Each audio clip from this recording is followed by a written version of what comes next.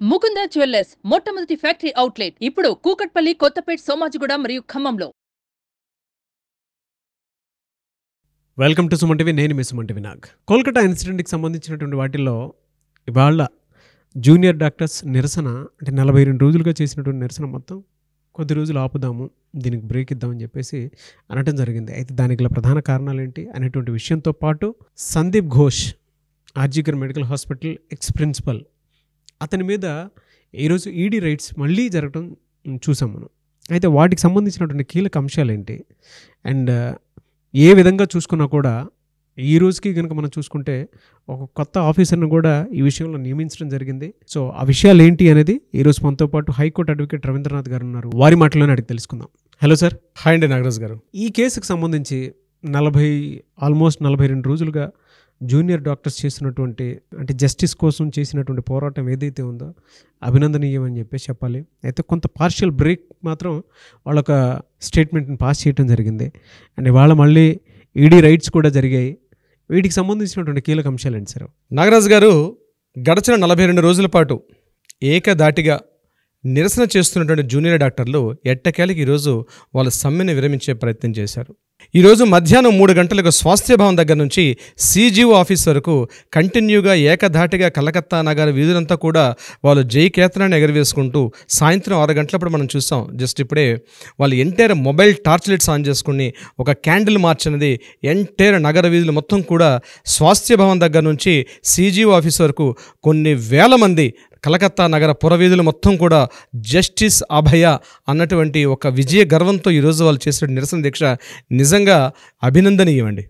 ఎందుకంటే వాళ్ళు ఎంత చివరి వరకు కూర్చున్నారంటే వాళ్ళ కోరికలు, వాళ్ళు ఏదైతే ప్రధానంగా అడిగినటువంటి డిమాండ్స్ అన్నీ కూడా మొదట్లో చేసినప్పుడు రకరకాల హింసలు పెట్టే ప్రయత్నం చేసిందే మమతా బెనర్జీ గవర్నమెంట్. అయినప్పటికీ కూడా మొక్కవోని దీక్షతో వాళ్ళు చేసినటువంటి, అకుంఠిత దీక్షతో వాళ్ళు చేసినటువంటి ఏదైతే ఈ సాహస విజయయాత్ర అని ఏదంటే అంటామో, దీనికి సంబంధించి వాళ్ళు అనుకున్న డిమాండ్స్లో ప్రధానమైన డిమాండ్స్, ముందు సిపిని రాజీనామా చేశారు, హెల్త్ ఆఫీసర్స్ని రాజీనామా చేయించారు. అందరినీ చేయించినప్పుడు కూడా చివరిగా వాళ్ళ యొక్క భద్రతకు సంబంధించి కూడా మమతా బెనర్జీ ముందు సీఎంతో మీటింగ్స్ జరిగాయి. జనరల్గా ఎక్కడైనా ఇప్పటివరకు ఈ స్వతంత్ర పోరాటంలో ఈ 78 సంవత్సరాలుగా ఉన్నటువంటి ఈ భారతదేశ స్వతంత్ర పోరాటంలో ఎక్కడ కూడా మనం చూడనటువంటి ఒక కొత్త విషయానికి, ఒక కొత్త శకానికి నాందివాచకం పలికినటువంటి గొప్ప అద్భుతమైన దృశ్యం ఈరోజు మనకి కలకత్తా నగరంలో కనిపించింది. ఏంటంటే ఈవెన్ చీఫ్ మినిస్టర్తో ఆ చర్చలు జరిగిన తర్వాత కూడా వాళ్ళు ఎక్కడ కూడా తగ్గకుండా మరలా మా భద్రతకి మీరు పూర్తి హామీ ఇవ్వాలి, అది నోటి వాక్యాలతో కాదు, మాకు కమిట్మెంట్తో ఇవ్వగలిగితేనే మేము తీసుకుంటామని చెప్పారు. జనరల్ బాడీ మీటింగ్ పెట్టారు. మీటింగ్లో ఈరోజు వాళ్ళు ఏం చేశారంటే, రేపు శనివారం నుంచి మేము మరలా యథావిధిగా మరలా మా డ్యూటీస్ చేస్తాం, కానీ మళ్ళా కొన్ని కండిషన్స్ పెట్టారు. మీరు రిలీజ్ చేసినటువంటి నోటు కూడా ఇంప్లిమెంటేషన్ అయితేనే, ఇది కేవలం పాక్షికంగా విరమిస్తున్నాం, ఇది మా విజయయాత్రే కానీ పాక్షికంగా విరమిస్తున్నాం.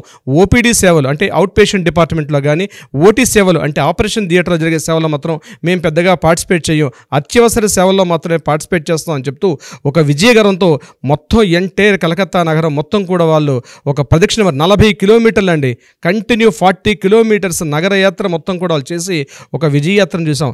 ఎప్పుడో బహుశా మనం పుట్టలేదేమో, స్వాతంత్ర పోరాటంలో కలకత్తా నగర వీధుల్లో ఇటువంటి దృశ్యాల్ని మన పూర్వీకులు చూశారేమో, బహుశా అటువంటి దృశ్యాన్ని ఈరోజు మనం చూస్తుంటే ఒళ్ళు గుగ్గురుపాటు చెందుతుంది నాగరాజు గారు. దీనికి సంబంధించి నేను కొన్ని వ్యాఖ్యలు రాసుకున్నాను, మీకు నేను చదివి వినిపించే ప్రయత్నం చేస్తాను నాగరాజు గారు. సహనానికి కూడా ఒక సరిహద్దు ఉంటుంది. 42 రోజుల పాటు జస్టిస్ సభ కోసం పోరాడిన జూనియర్ డాక్టర్లు సమాజంలో న్యాయం కోసం నిలబడితే గలం ఎప్పుడూ విరిగిపోదు. చీకట్లో వెలుగు కోసం పోరాడిన జూనియర్ డాక్టర్లు నేడు విజయజ్యోతి వెలిగించారు. విరామం లేకుండా సాగిన ఈ దీక్ష కేవలం ఒక దీక్ష ఉద్యమం కాదు, ఆత్మగౌరవం కోసం జరిగిన మహాయుద్ధం. ప్రజల కోసం, రోగుల కోసం, దేశ ఆరోగ్య వ్యవస్థ కోసం చేసిన త్యాగం ఈరోజు తమ న్యాయమైన గలాన్ని ప్రపంచానికి వినిపించిన రోజు. తమ హక్కుల కోసం 42 రోజుల పాటు పోరాడిన జూనియర్ డాక్టర్లు ఎట్టకేలకు విజయాన్ని సాధించారు, ప్రభుత్వాన్ని అప్రతిక్షితంగా కదిలించారు. వీరి దీక్ష కేవలం ఒక నిరసన కాదు, ఒక చైతన్య రాగం. న్యాయం కోసం పోరాడే ప్రతిగలం ఎప్పటికీ నిశ్శబ్దం కాదు. జస్టిస్ ఫర్ అభయ ఒక నినాదం కాదు, అది యువ వైద్యుల పయనానికి ప్రతీక. రేపటి నుండి ఆపరేషన్ థియేటర్లో ఏప్రాన్స్ వేసుకున్న యోధులు జస్టిస్ అభయ కోసం నిలబడ్డ సేనాధిపతులు. ప్రతి పాయింట్ మీద ప్రభుత్వానికి గట్టిగా నిలబడ్డ వీరు కేవలం డిమాండ్స్ గెలుచుకోవడం ఒక్కటే కాదు, ప్రతి యువతకు స్ఫూర్తినివ్వాలనే మిషన్ కూడా పూర్తి చేశారు. వీరికి ధన్యవాదాలు తెలియజేయడం మాత్రమే కాదు, శిరస్సు వంచి మన గౌరవం తెలియజేయాలి. ఇది ప్రతి భారతీయుడి యొక్క గెలుపు. ధైర్యం దాటిగా ఉంటే గెలుపు మన పాదాల చెంత ఉంటుంది. ఆ యోధుల పాదాలకు నా శిరసాభివందనం. మీకు మీరు రాసుకున్నదా సార్ అది? అవును sir. Really hats off sir. అసలు అంటే మీ నరాల్లో జస్టిస్ రావాలి అనుకునేటువంటి ఆలోచన ఎంత బాగా ఇంకిపోయి ఉందో అని చెప్పడానికి ఇది అతిపెద్ద ఉదాహరణ సార్. అదే నో డౌట్. నాకు చాలా ప్రౌడ్గా ఉంది. Thank you so much sir. Thank you so much. Hats off to you. ఎందుకంటే చాలామంది మనతో పాటు ట్రావెల్ అయినటువంటి ప్రతి ఒక్కరూ కూడా ఇప్పుడు ఈ 42 days మనం చేసినటువంటి వీడియోస్ కంటిన్యూగా ఏవైతే ఉన్నాయో ఫర్దర్గా కూడా వీటికి సంబంధించినటువంటి వాటిల్లో ఏ అప్డేట్ వచ్చినా కూడా చేస్తాం. కానీ బట్ ఎందుకో మనసుకి చాలా తృప్తిగా అనిపించింది. మనసు లోతుల్లో నుంచి గుండె కదిలేలాగా రాసుకున్నారు సార్. ఎంత బాగా ఓన్ చేసుకున్నామో ఒక మంచి జస్టిస్ కోసం. మనతో పాటు చాలామంది కూడా వీడియో చూసేటువంటి వాళ్ళు డెఫినెట్గా వాళ్ళ కళ్ళు చెమర్చక మానదండి. ఇకపోతే నాగరాజు గారు ఇక పాయింట్లోకి వచ్చినట్లయితే సందీప్ ఘోష్ మీద ఉన్నటువంటి దాడి. యాక్చువల్గా సిబిఐ వాళ్ళు ఈరోజు అటాక్స్ చేశారండి సందీప్ ఘోష్ మీద. అంటే సెకండ్ టైం రైట్స్ అది అతని ఇంటి పైన దాడి చేశారు. అంటే యాక్చువల్గా ఇంటిపైన దాడి చేయడం అనేది ఎందుకు చేయాలనిపించింది సిబిఐ వాళ్ళకంటే కొన్ని కీలకమైనటువంటి ఇన్ఫర్మేషన్ ఇంట్రాగేషన్ సమయంలో వీళ్ళకి బయటపడింది. ముఖ్యంగా సందీప్ ఘోష్ని పాలిగ్రాఫ్ టెస్టులు చేసేటప్పుడు కానీ, అదేవిధంగా ఈయనతో పాటు ఉన్నటువంటి కొంతమంది ఎవరైతే సుదీప్తా రాయ్ మీద చేసినటువంటి ఈడీ దాడులు చేసినప్పుడు కానీ కొన్ని కీలకమైనటువంటి విషయాలు గుర్తించిన తర్వాత ఇంటిపైన రైడ్ చేస్తేనే సరైనటువంటి ఇన్ఫర్మేషన్ వస్తున్న ఉద్దేశంతో సుమారుగా ఒక 8 మంది సిబిఐ బృందం ఆధ్వర్యంలో టోటల్గా ఈయన ఇంటిని సుమారుగా 5:30 నుంచి 6 గంటల పాటు రైడ్ చేశారు నాగరాజు గారు. అయితే ఇంటిని రైట్ చేసినప్పుడు అక్కడ కీలకమైన పత్రాలు చూసి ఆశ్చర్యపోయిన వంతు సిబిఐ వాళ్ళకి జరిగింది. ఏంటంటే ఆయన ఇంటిని రైట్ చేసినప్పుడు నాగరాజు గారు 730 పేజీల టెండర్ డాక్యుమెంట్స్ ఉన్నాయి, 510 పేజీల సీక్రెట్ రిపోర్ట్స్ ఉన్నాయి. చెప్తాను ఆ సీక్రెట్ రిపోర్ట్స్ అంటే కూడా. ఇది కాకుండా వెరీ ఇంట్రెస్టింగ్ పాయింట్ 288 పేజీల ఆర్టీఐ ఫైలింగ్స్, ఆర్టీఐ చేసినటువంటి అప్లికేషన్స్ అవి నేను మీకు వివరిస్తాను. మీకు ఇవి ఒక పేపర్స్ అక్కడ ఆయన ఇంట్లో దొరికాయి. అయితే ఏమిటి ఈ పేపర్స్ ఏంటి, డాక్యుమెంట్స్ ఏంటి? యాక్చువల్గా అడిగారు అప్పుడే ఈ డాక్యుమెంట్స్ అన్నీ కూడా ఎక్కడ ఉండాలి, ఆయన ఆఫీస్లో ఉండాలి. ఇవన్నీ కూడా ఆఫీస్కి సంబంధించిన matters.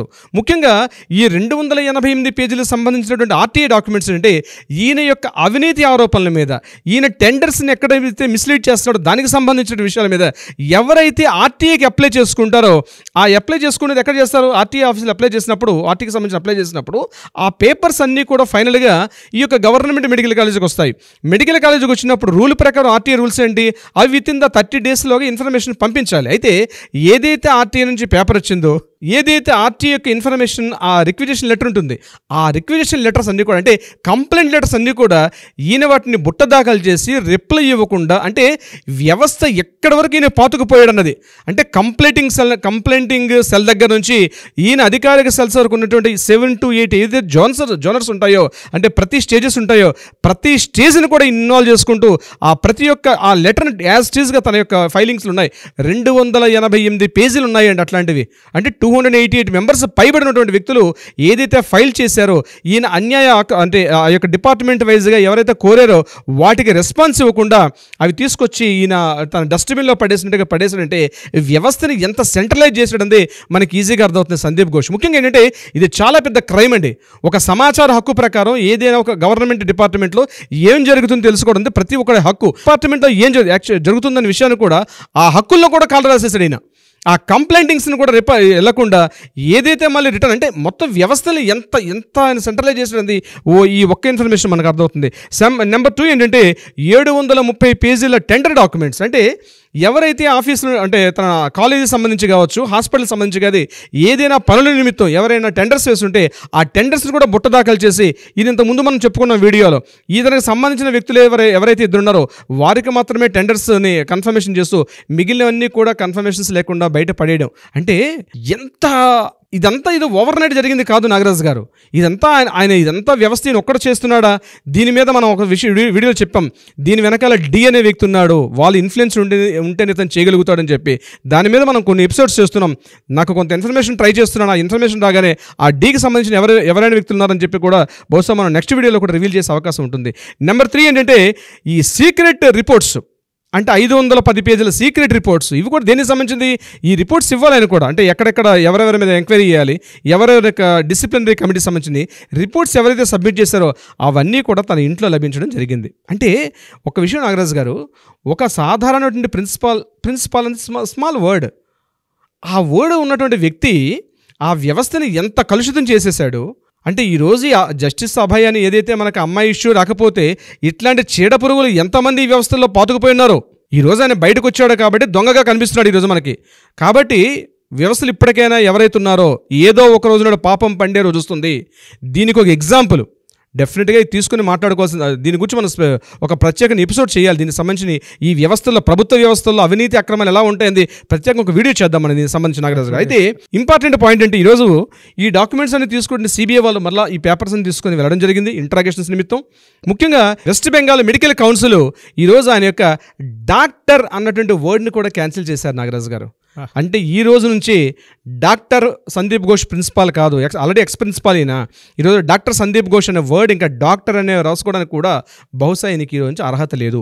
West Bengal medical council ఏదైతే ప్రాక్టీషనర్ మెడికల్ లిస్ట్ ఉంటుందో ఆ మెడికల్ డాక్టర్స్ యొక్క లిస్టులోంచి ఈయన పేరుని తొలగించేశారు ఈరోజు. ఆల్రెడీ ఎన్ఎంసీలో ఇంతకుముందు తొలగించారు, వెస్ట్ బెంగాల్ మెడికల్ కౌన్సిల్ కూడా ఈరోజు తొలగించేశారు. కాబట్టి ఈ రోజు నుంచి సందీప్ ఘోష్ మాత్రమే, ఈయన డాక్టర్ సందీప్ ఘోష్ కాదు. ఇది వెరీ వెరీ కీ పాయింట్. ఈరోజు నుంచి ఈయనకి ఈరోజు వెస్ట్ బెంగాల్ వాళ్ళ మొత్తం అసోసియేషన్ మొత్తం కూడా ఫామే చేశారు. ఇది ఒక కీలకమైనటువంటి ఒక సంఘటన జరిగింది ఈరోజు సిబిఐ దర్యాప్తులో. ఇంకొక ఇంపార్టెంట్ పాయింట్ ఏంటంటే సుప్రీంకోర్టు గైడ్లైన్స్ ప్రకారం పేరెంట్స్, అభయ పేరెంట్స్ ఎవరైతే ఉన్నారో వాళ్ళ రిక్విజేషన్ ప్రకారం సుప్రీంకోర్టు గైడ్లైన్స్ ప్రకారం ఈ రోజు నుంచి వికీపీడియా కూడా ఇన్ఫార్మ్ చేస్తారు. గూగుల్ సంబంధించిన వికీపీడియాలో గూగుల్లో ఎక్కడ కూడా అభయ్ యొక్క పేరు కానీ, అభయ్ యొక్క ఇమేజెస్ కానీ, అభయకి సంబంధించిన వీడియోస్ కానీ, అభయకి సంబంధించిన ఏదైతే సంఘటనా స్థలంలో అభయకి జరిగిన అన్ని అత్యాచారం మీద ఒక మనం మార్ఫింగ్ చేసిన సంఘటనలు కానీ ఏది కూడా ఎక్కడా పబ్లిష్ కాకూడదు. ఈవెన్ దో వికీపీడియాలో కూడా ఈమెకి సంబంధించిన న్యూస్ ఉండకూడదని డైరెక్ట్గా వికీపీడియాకి ఈరోజు సుప్రీంకోర్టు యొక్క సెంట్రల్ ఆఫీస్ నుంచి ఇన్ఫర్మేషన్ వెళ్ళింది. బహుశా ఈ రోజు నుంచి వికీపీడియాలో కూడా ఆమె పేరు లేకుండా ఉండే అవకాశం కూడా ఉంటుంది. కాబట్టి సోషల్ మీడియాలో క్లియర్గా ఇటువంటి ఇమేజెస్ వేయకూడదని చెప్పి క్లియర్ ఇన్స్ట్రక్షన్స్ కూడా చేయడం జరిగింది. అందుకే డే 1 నుంచి కూడా మన దానికి సంబంధించినటువంటి వాటిలో చాలా జాగ్రత్తలు తీసుకుని వెళ్తూ ఉన్నాం. అది క్లియర్గా లీగల్ డిపార్ట్మెంట్ ప్రకారం ముందుంది. బహుశా మనం కూడా ఏ వీడియోలో కూడా ఎక్కడ మనం చేయలేదండి. బట్ ఏదేమైనా sir, we want justice, we demand justice. దీనికి సంబంధించినటువంటి వాటిలో నాకు తెలిసి తక్కువ టైంలోనే ఒక మంచి జస్టిస్ అయితే చూడబోతున్నాం అనుకున్నటువంటి హోప్ అయితే ఉంది. ఎందుకు అని అంటే సిబిఐ తన పని తను చేస్తుంటే కోర్టు తన పని తను చేసుకుంటూ వెళ్ళిపోతూ ఉంది. అంటే చట్టం తన పని తను చేసుకుంటూ వెళ్ళిపోతుందని చెప్పడంలో ఏమాత్రం సందేహం లేదు.